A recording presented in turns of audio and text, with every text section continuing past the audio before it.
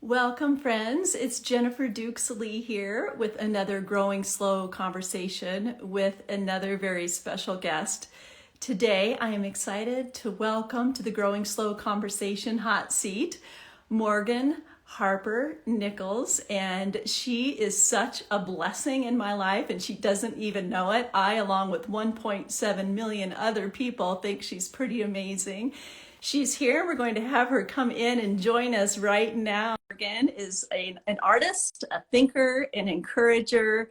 And if you don't think that you know Morgan, you probably do. You've probably seen her art out in the wild. She is amazing. And here she is with us. Thank you Hello, for being with hello. us. Nice to meet you. Thank you so much for having me. Oh, I am as I was mentioning to my followers and those viewing already, I've been a longtime fan of yours, following your work, and had an opportunity to get a peek at your book, How Far You Have Come. I Thank had to look at you. it on PDF, Morgan, because your publisher sent me a copy, and I don't get to hold it up. I wanted to Oh, hold it up next to my book, Morgan, because your book, How Far You Have Come, and your first book, and my book, Growing Slow, they could all be cousins or sisters or oh. something. This is all about slow growth, and this is Yes, I growing love slow. the title. Thank you, Morgan. Oh So my we're goodness. here in Growing Slow Conversations, and I was introducing everyone to you, Morgan. And just so that you know, a Growing Slow Conversation is this. We get together with authors, thought leaders, experts in various areas because culture says go big or go home. Yep. Culture says grow fast. But Morgan knows a different way, and she speaks about it quite often through her words and her art. So tell me, what does growing slow look like for you? I see it all the time out in your art, and I was so excited to hear what you have to say about what it looks like to grow slow and why is that important? Oh, well, thank you for saying that. I mean, growing slow has been huge in my life for sure.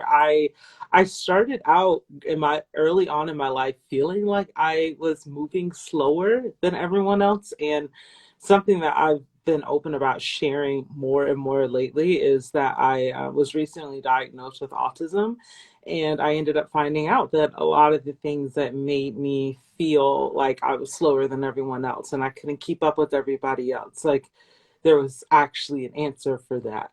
And I still struggle but because of knowing that, but not knowing all those years and dealing with this nonstop just constant like trying to figure out like what is wrong with me, like why do I feel so slow in comparison to everyone else.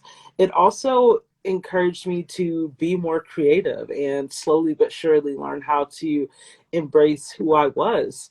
So yeah, that's a huge part of my story. And then writing this new book, I started writing this book right at the beginning of the first lockdown, and that was just so uncertain because I was just like, how do you write a book about the future when no one knows like how to plan for the next week or two?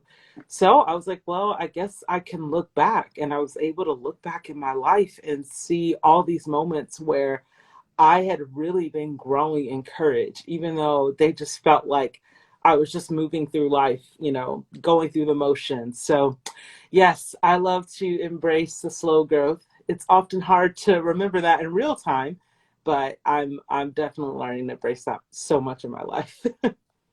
There was a page, Morgan, in your book, and I typed it out again. I don't have her book here in front of me, but I was able to see a PDF. But I absolutely loved this page and these words. Your desire to go beyond the limits, to get there faster, but moving at a careful pace requires courage in this race, as if to say, time does not define me.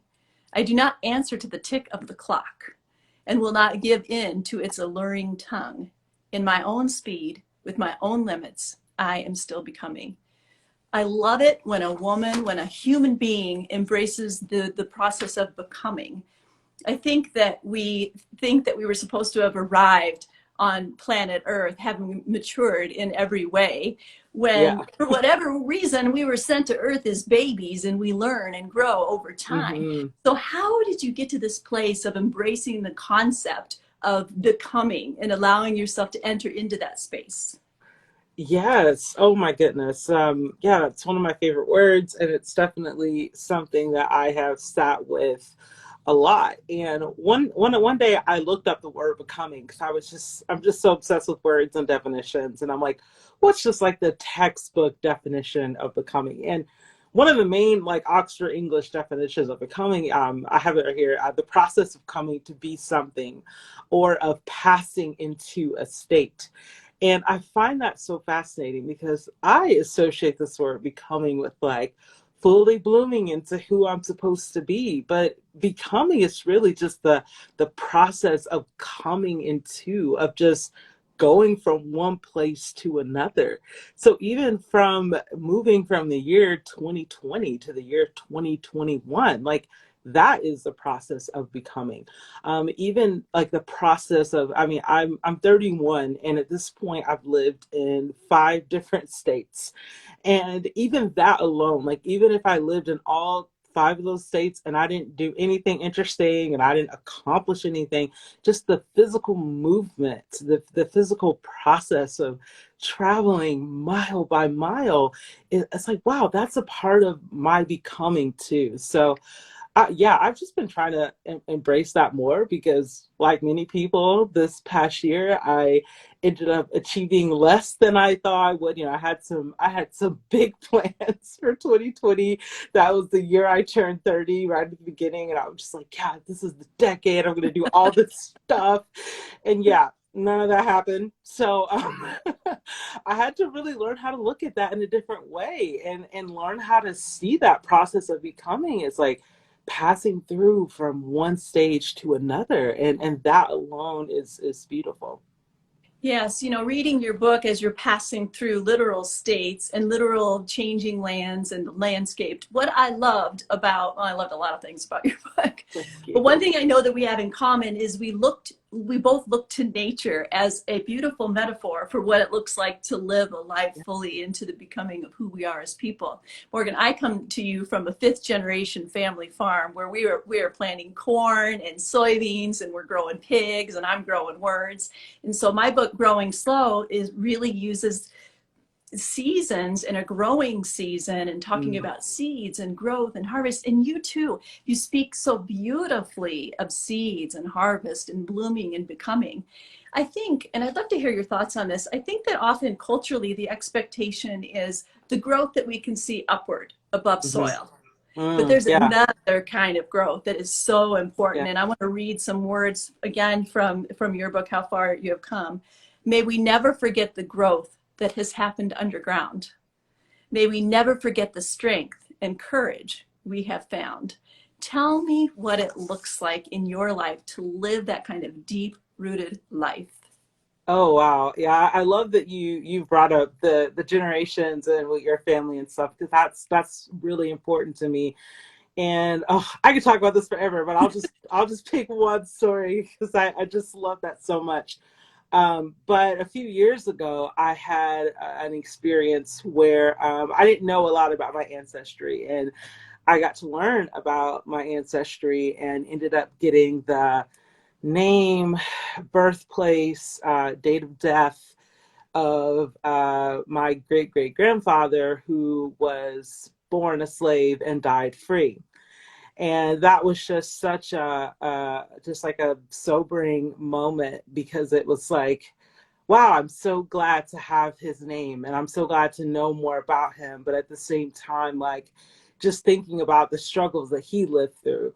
I'm glad that he was able to die free, but it was still just like this heaviness that came with that of like just trying to like wrap my mind around what my own ancestors have lived through just so I could exist. And that for me is just something I think about a lot. Like, I'm not even trying to consciously, but there are many times where I'm just going throughout my day and I'm just like, wow, I wonder what my ancestors would have thought of this. Like, I wonder how they would feel seeing me live in this moment. So for me, it's like, I can't see that. I didn't get to walk this earth with them. I didn't get to have those conversations, but I know like literally their DNA is a part of who I am, and I carry that with me. And you know, you can see it in the sense that okay, yeah, how I look, okay, yeah, that comes from the generations before me, but I can't really like see it in the way that I see people, every day. So it's just this really interesting, mysterious thing of just like, wow, we don't even know the full gravity of all that it took for us to exist. And as uncertain as that is, it's also just a beautiful mystery that we can just reflect on and spend time with. So yeah, I could talk about that forever. So That's I so hope cool. I hope that answered the question. Yeah, that's cool. Like I was talking about this idea of deep-rooted growth, and you even take it further, like down generations. And I think that so often when we think about what we're growing in our lives, we're thinking about this generation and who Mhm. we are and what we can produce and what the outputs are. But there's something really valuable to taking time to thinking about what are we growing underneath? Like Yeah. when somebody is exploring Morgan, like who was my great great grandma, and they come across Morgan's story, what is the story Mm. that you want them to know about Morgan, about the deep rooted woman that you are? Oh wow. Man, I don't, I'm like, I don't know. Um, It's a big question because because like it's this question of I love legacy. that. I it's so funny. I did a poll on Twitter a few months ago, and I was like, who thinks about, their legacy on like a Right. daily basis? And it was not a large percentage.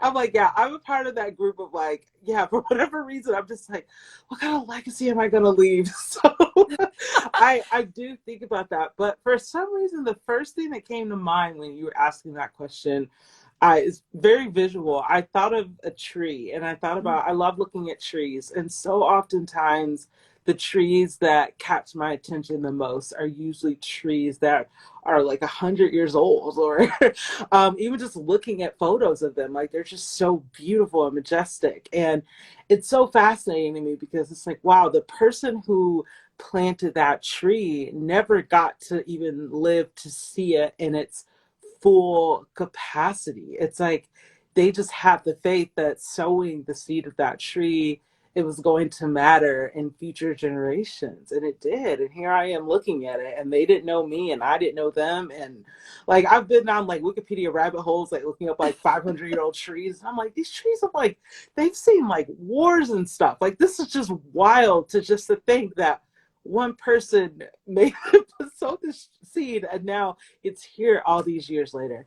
So I think for me, I just hope that a future generation would look back and see like, wow, she was sowing seeds. Like she Yes. didn't know what this thing would become. She didn't know how this would be perceived, decades and decades later, but she was sowing seeds and she was doing that faithfully, and I can see that. So yeah, I think that to me is what keeps me going. And because I tend to overthink it, I'm just like, does this little thing matter? Like, does this matter in the big picture? It's like, Morgan, just keep sowing seeds. Like, stop worrying about how it's all going to flourish right away.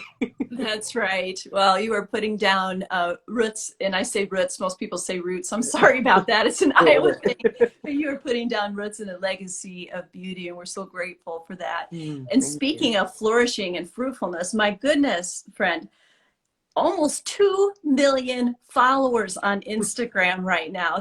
I mean, applause and kudos to you. And that, I think what happens though, when it comes to growth, when we look at somebody with 2 million followers, we think, oh, well, good for her. She probably went viral or she's an overnight sensation.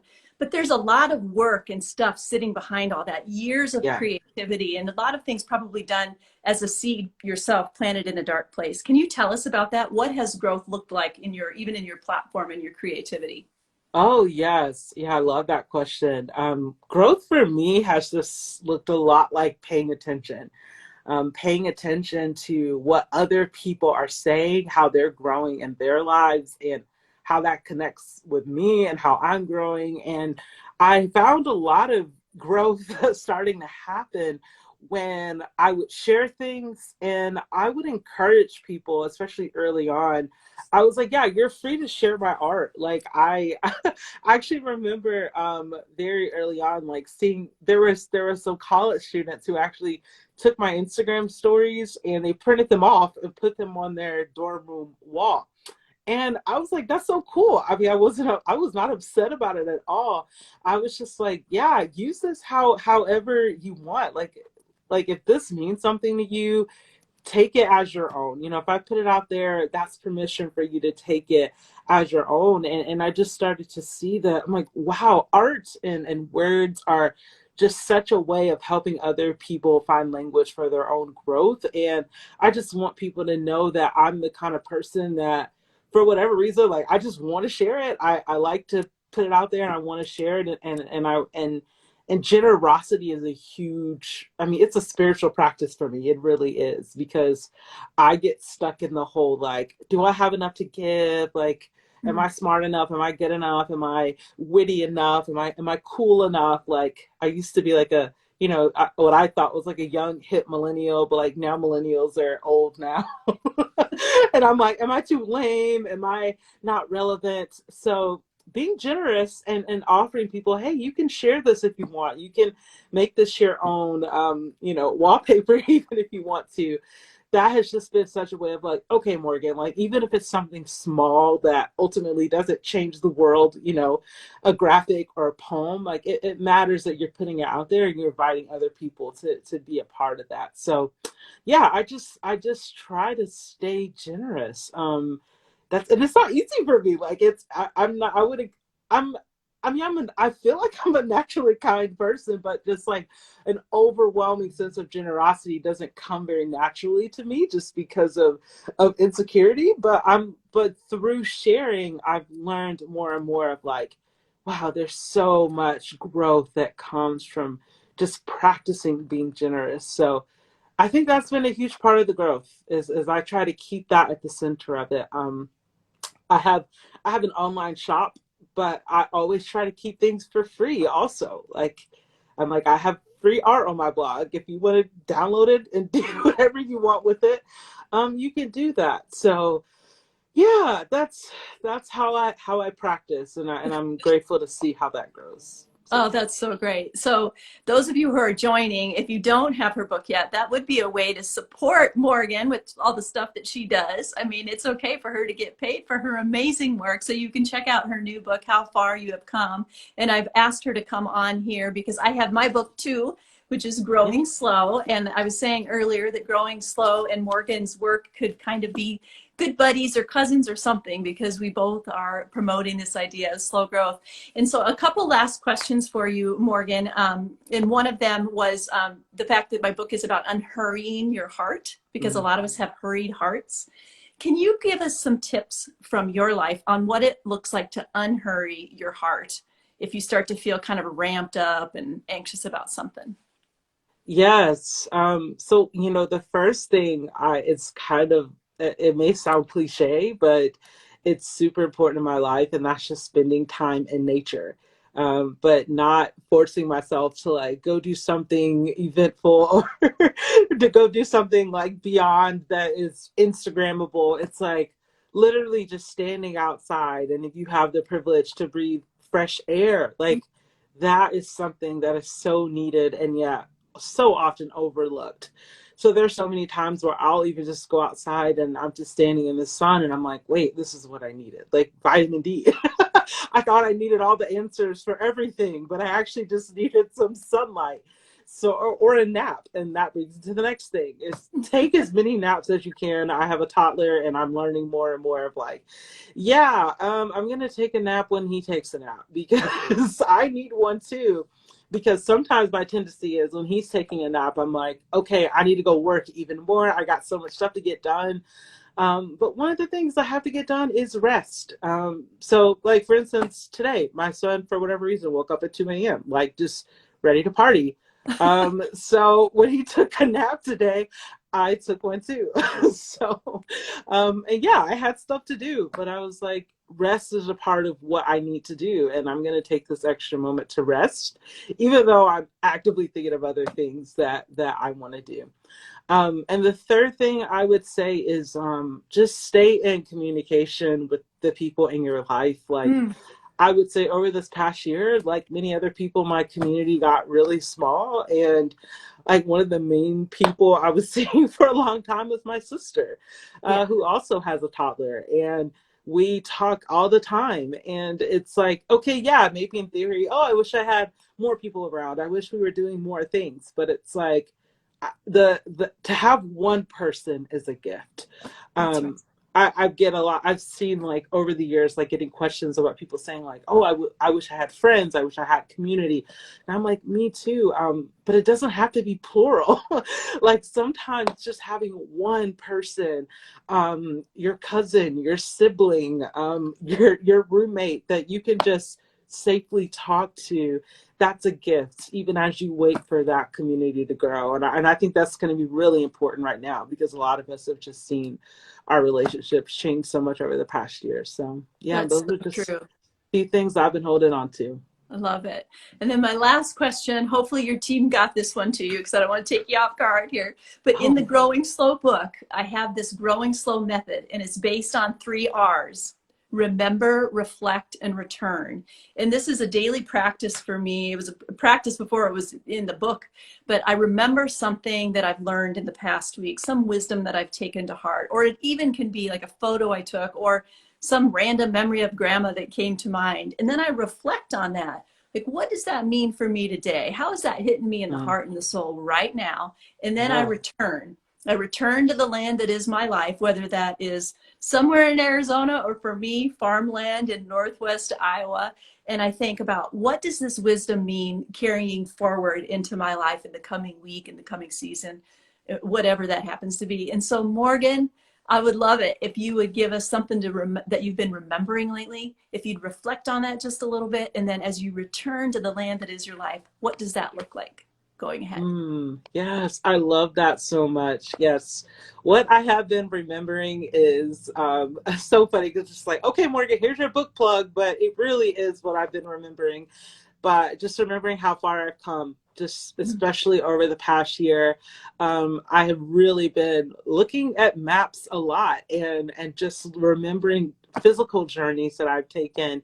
And even if I can't like find meaning in them right away, then that's okay. Like just remember it. I was reading something today about how like when we go to sleep at night, like our brain just kind of like, I mean, I'm not a neurosurgeon, so I'm definitely paraphrasing, but our brains just kind of like dump most of what happened that day and we just forget it forever. So I was just like, man, like there's just so much we don't remember. So I'm Yeah, like, I have to be mindful about actually remembering the journeys I've taken. And in terms of, I'm hoping I don't get them mixed up. Reflect is next, that's right? right. Reflect is Yes, next. in Yes. terms of what I'm reflecting on is in that kind of remembering state when I get to, I would say, the more uncomfortable parts of things that I'm remembering, it's like, wow, why do I just want to skip over that whole chapter of my life? Why do I not want to go there? And I have several of those chapters in my book of like, oh, I'm barely writing about this. Like, I'm barely putting this on the page. But what's happening, that word reflect, makes me think of a mirror. And it's sometimes hard to face ourselves in the mirror for who Oof. we really are. So it's just a matter of asking those questions, oftentimes with my therapist. But like, why am I struggling looking at this? And what does that mean? Is Return. some Oh, yeah. yeah, just Sorry. yes, yeah, and that brings me to I'm sorry. return. I didn't mean to hop on you. Oh no, you're doing great. No, I love it. I love it. And yes, and just to return to that state of like of grace, honestly, of like, okay, even when you do remember and start reflecting on those uncomfortable things, like you can gracefully work through this. You don't have to rush through everything you're going through and figure it all out right now. It's like our brains are really clever at trying to do that. And it's great Mhm. when we're trying to solve a math problem, but we're not a math problem. And we can take time. Like we're not sitting in a room on a standardized test, like you got to finish it in, in the next hour. It's going to feel that way, but no, life doesn't work that way. So yeah, just returning to the grace that reminds me that it's okay to move through that slowly. Ooh, that's beautiful. Girl, growing slow looks good on you. You are living this out all the time. I know that I speak for your hundreds of thousands of followers, almost 2 million followers, that we thank you for Mm, investing in us and for giving to us and for putting down roots of beauty and legacy in ways that you may not even realize until someday you get to heaven and God is going to say, I've got some people I want you to meet. Your life has made mm, such a difference. So wow. I just want to thank you for that and Thank keep you. going. Look how far you've come, everybody. Go